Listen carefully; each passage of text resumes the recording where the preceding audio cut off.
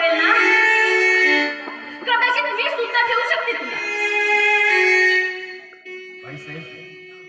बाईसाहेब लई उपकार होते तुझी. पुरी बाईसाहेबांचं एक माझं काय पिकलेला पान कधी ना कधी घडणारच. माझी कधी हा पिकलेलं पान गळून पडेल. बाईसाहेब तुम्हीच माझ्या पोरीला मोलकरी म्हणून लई गुणाची आहे माझी पोर. ठीक आहे, आजपासून तू या घरची मोलकरी. पण एक गोष्ट लक्षात ठेवायचं,